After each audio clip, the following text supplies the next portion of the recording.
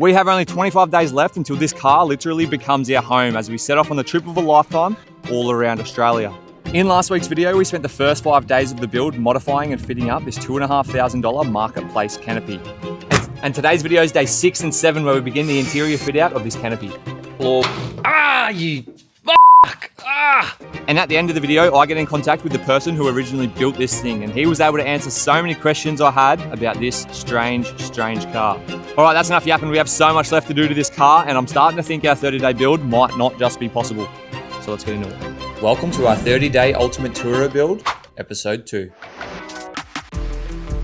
G'day and welcome back to Trip, and if you're new here, my name is Blake, and today we are working on the HDJ81 that we are going to be living out of in just 25 days. That's right, we only have 25 days left to get this thing done, which makes me rather nervous. But what we've got going on today is, as you know, last week we put on the $2,500 train Canopy setup, and right now it is completely empty except for our headboard water tank.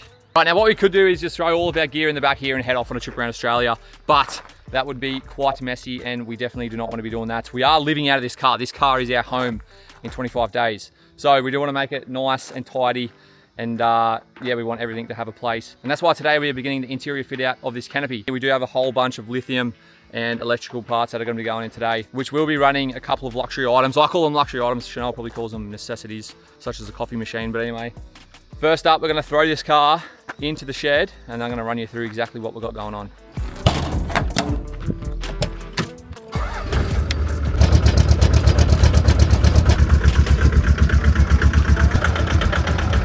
All right, the big girl is in the shed. Now, like I said, this car is going to be our home. We're literally going to be living out of this car for the foreseeable future.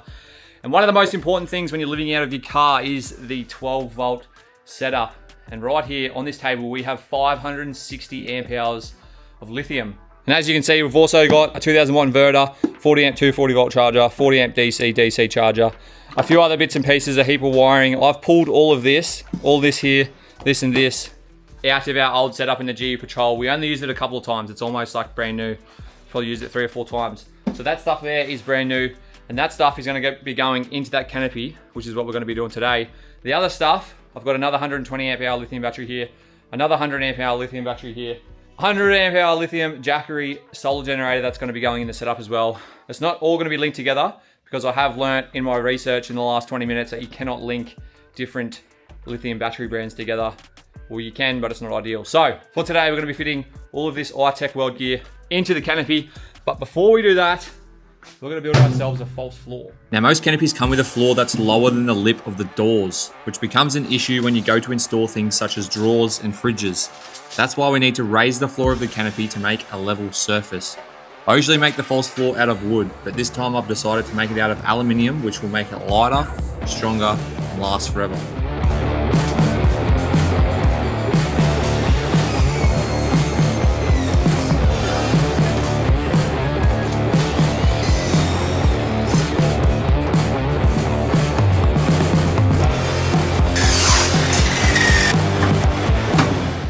Update, we have made a basic frame. We're starting to run out of aluminium, so we will have to use a couple of bits of angle and some other bits of 40x40 that I've found. But this is our basic frame that we're going to start tacking up in a minute.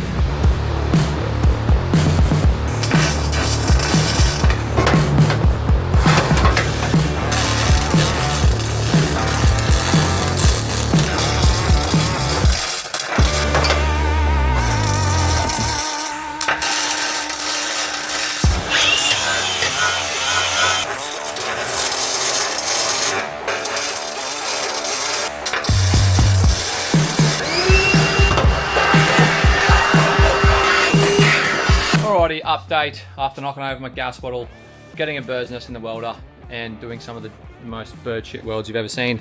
We've got a frame mocked up inside here. Well, it's not mocked up, it's actually welded in. It's come up pretty solid. I've just tacked it to the actual floor around in a few places. This is never going to come out, so instead of screwing it or bolting it or riveting it, I've just or Sikaflexing it, I've just welded it in various places all around and just welded down all our pieces together. Now what we're doing is we're actually leaving this part here open to the floor. Our floor, you fuck, get off. Oh, Far out, that hurt. Oh, far out. That's what friggin' afternoon I'm having. Anyway, what was I saying? That hurt more than you might think. Anyway, I don't know how that happened. Oh. Ah, yeah. Anyway, what was I saying? Yeah, we're leaving this open to the floor. So that's going to be open to the floor. Batteries are going to be there. I'll just make up like a little bracket out of angle to hold them in place. Maybe even a strap that goes over the top. Not too sure yet. So our floor will come to here. That will be open. This will all be floor. I'll take you on the other side. We've left this quite open. I am going to be putting some more framing in here. Here is where our fridge is going. Now, I do have an upright fridge, and I have left this open here. Reason being is I want to mount the fridge here, and I want to actually have a spot underneath the fridge for a cutlery drawer. So I'm going to make a little cutlery drawer. So the fridge is going to come to about here, and then we'll have a little cutlery drawer underneath that we can slide out, get your knives and forks, slide it back in. So that's the reason we've left this open, and I've measured this up so our fridge will mount to this here. I will be putting one more across here just to support the fridge at the back there. But yeah, we'll have a little drawer underneath the fridge. This side is where our kitchen's gonna go. But I did keep my plans of what's gonna go inside the canopy in mind for doing the framing, just so we can make sure we support everything nice and good when we bolt everything inside of here. Now, what I'm gonna do is I'm gonna finish up this framing. This is our sheet here. We're gonna have to get everything off that table, put our sheet up there, cut it to size, so we can then mount it in here. And our false floor will be done. So let's do that.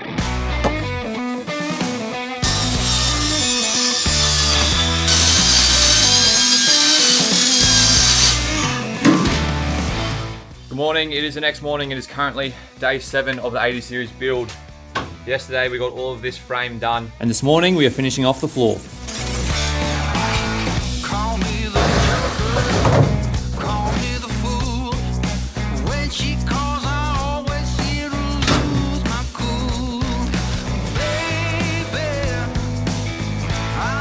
Alrighty, our false floor is nearly complete now. I just want to let you guys know why this video is only 2 days of the 30-day 80 series build. And that is because I've been extremely busy in the background finishing off the GQ Patrol giveaway car. Now, I'm going to have a full video next week of the entire build of the GQ from start to finish.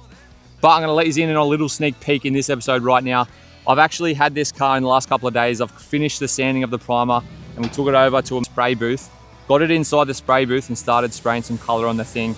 That's right, we have finally got some paint on the car and it is looking absolutely mint. I'm actually about to go and get it out of the spray booth right now and start putting the thing back together. But we are giving that thing away to one of you guys on March 15 in just a couple of weeks. I'm gonna leave this QR code on screen if you wanna enter that giveaway and have a chance to win that GQ Patrol. The thing's an absolute beast. It is looking schmick. I can't wait to go and get it out of the spray booth and start putting it back together. Because man, this thing's like literally my dream car. So next week's video, I'm gonna do the entire build of that whole car. And then the video after that is gonna be a heap more work done to this 80 series. Yeah, make sure you hit the subscribe button to stick around because we got so much coming up on the channel.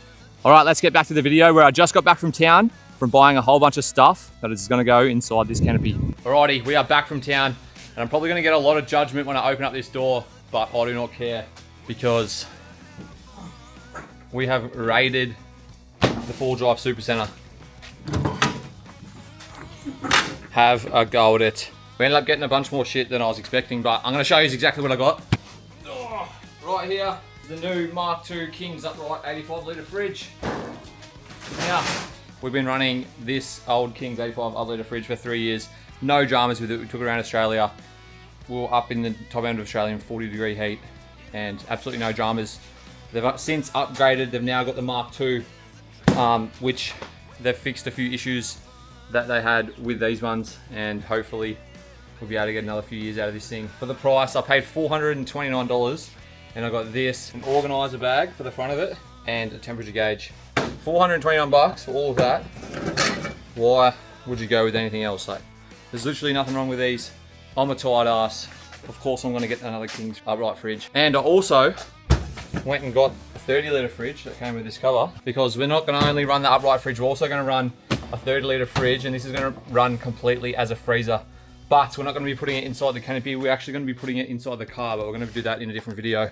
30 litre King's fridge for a freezer. This thing was like 180 bucks, come with the cover.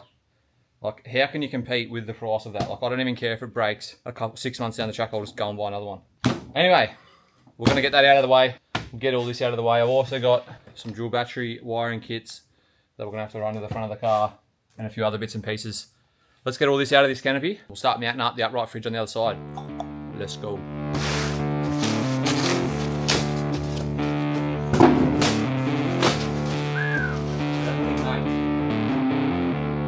I think this thing's actually a little bit bigger. It's struggling to fit it in compared to that one.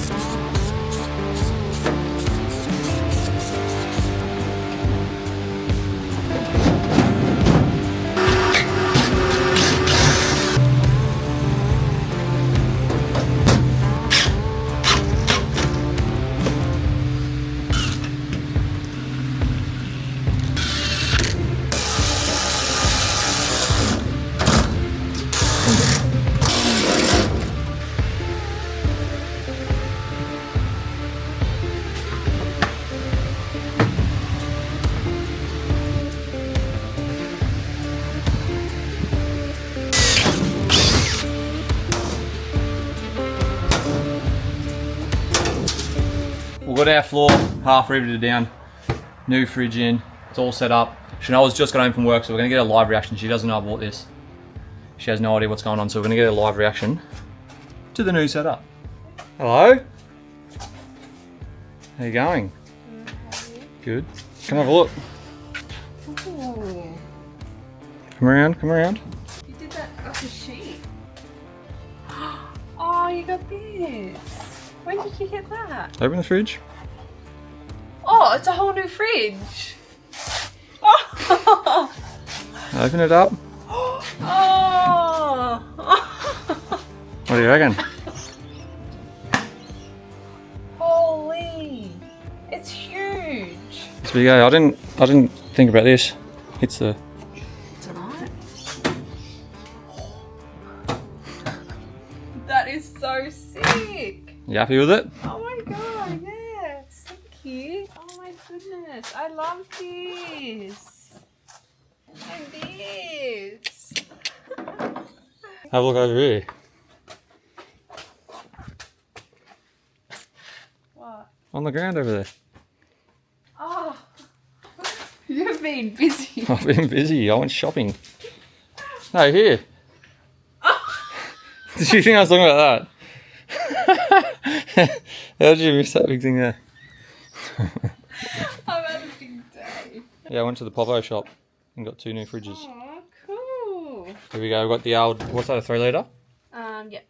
So the new Kings Mark II fridges have a much deeper side here.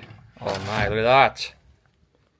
Perfect. They've got a much deeper side than this one, this old one. And you could still fit another like big bottle or something. Yep. And they've also fixed a heap of the problems they had. So it's got an inbuilt fan in the side here. Now a lot of people in the old designs, they would fit an aftermarket fan and they would put it up in the corner here. These ones have actually got a fan in. They've also made the handle much bigger, so it's easier to open. And it feels like super sturdy. Super sturdy. Yeah. Yeah, it feels much better than that one, eh? Yeah. Update, Chanel was absolutely stoked with the setup so far. I have just been brainstorming a little bit here. We're running out of time and it's getting dark and I need to go edit this video, but I did have this King's drawer, 900mm drawer that I found out in the shed that I bought previously and I never used. Now, my original plan was to have one sort of low drawer that covered all the way to the end. So just one big drawer and maybe divided down the middle and then have a big open shelf space above that and continue the shelf across here and have a little charging station where we can charge our like camera gear, laptops and stuff down here. Obviously a 12 volt gear up there. Yeah, but I did find this drawer. As you know, like we're running out of time. We do not have much time at all. So I am just contemplating just running this drawer. There's nothing wrong with this drawer. And just leaving this space here open. We are going to be having a hot water system and a few other bits and pieces. So I was thinking that maybe I could leave this area open all the way to the roof, because sometimes you're worse off like if you put a drawer all the way to the end and you've only got this much space to work with to put stuff in there. Whereas if you leave a big space open to the roof, there's like if you need to throw something in there that's bigger, you've just sort of got more room. So yeah, I am leaning towards leaving that open. Let us know in the comments if you got any advice. And then possibly extending the top of this drawer across so I can make a big shelf here. So half the canopy will be the shelf and half of it will be open. And then we'll keep the idea of having a charging station down here, 12 volt gear up there. That's what way I'm leaning, just because we don't have much time. I would love to get a Hellmad custom drawer, and maybe one day we can, it'd be easier just to pull that out and get a whole custom drawer made to fit perfectly how we want it. But for now, I think that's gonna do us. As far as the other side, the fridge is absolutely mint, stoked with it. Chanel, I loved our little cutlery drawer. Our bag does hit the hinges a little bit, but we wanted to keep the door opening this way in the fridge, just because our kitchen's gonna be here and a slide out. So it's just easier to get in the fridge like that. Now I found these drawer slides right here, and our kitchen is gonna come to about here. We're gonna have about 180 mil of clearance here, and this is where I wanna put my coffee machine. So what I'm thinking is making like a little slide out drawer, not a drawer, but a little slide out section that the coffee machine will sit on, and then making it extended so that we can fit our spare coffee beans and stuff like that behind, and have a little section behind. And then that way, right here, this will slide out so you can use the coffee machine out here. I think that's a sick idea. I was gonna start doing it now, but I just need a couple of bits of aluminium angle to mount the drawer slides to. And then I'll be able to fold up and make a shelf out of some aluminium that I've got over there. Yeah, I think that's gonna be really sick. And then our kitchen's gonna go here, and then there'll be a big open space above the kitchen and the coffee machine to store pots, pans, plates, food and stuff like that. But yeah, absolutely stoked for how it's coming together. I was planning on getting all of our 12 volt gear mounted up in this video, but we are just running out of time, and it's not something that I want to rush. I want to do a really good job so we don't have any dramas when we're traveling. The worst thing that you can have when you're traveling is 12 volt dramas.